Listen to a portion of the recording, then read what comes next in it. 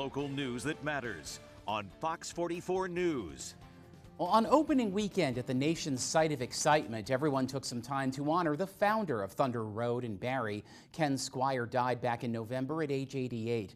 Fox 44's Matt Holderman takes us to the celebration of life with some help from one of Squier's broadcasting catchphrases.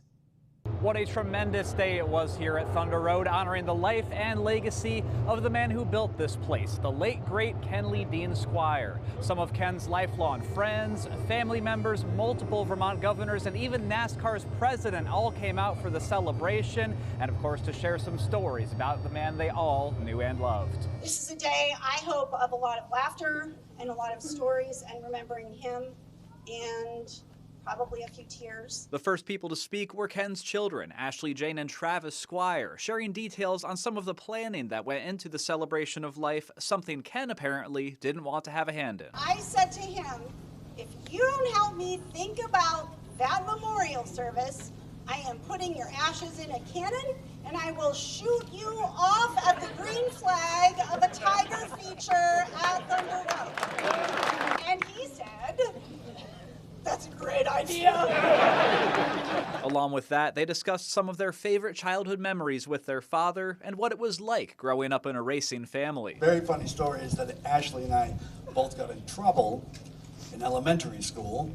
We went to school with our new winter jackets, which just so happened to say Bush Beer Racing all over them. We also heard from Governor Phil Scott, who says his favorite memory was getting the chance to help induct Ken into the NASCAR Hall of Fame in 2018. Ken asked me if I would present him and introduce him and put the ring on his finger, which I said absolutely. And it was, again, it was the most honorable thing, even with politics. It was the best thing that's ever happened to me. And although NASCAR is racing halfway across the country this weekend, the sport's president, Steve Phelps, decided to come to Vermont for this and talk about what Ken meant to him. Ken and I shared a lot of things in common. The two things most that we had in common were an incredible love of NASCAR in our home state here in Vermont. Other big figures in the local and national racing communities offered words too, recalling the way Ken could seem to paint pictures with his broadcasts and thanking him for changing their lives. He told me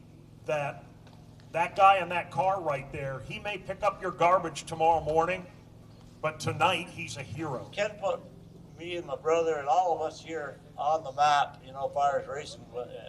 He did it all, and we're all proud of him. The ceremony concluded the way Ken would have wanted, with some music. Stick close to the fence, Ross, it's the fastest way around. Don't run so hard, your back end starts to slide. And race cars going around the track, with every driver here for opening weekend taking part in a one-lap salute to open the new racing season. A fitting gesture for a man many say was larger than life, but never forgot about his home state or his home track. He always came back here, and Vermont was home. And this place was like his palace. Reporting from Thunder Road, Matt Holderman, Fox 44 News.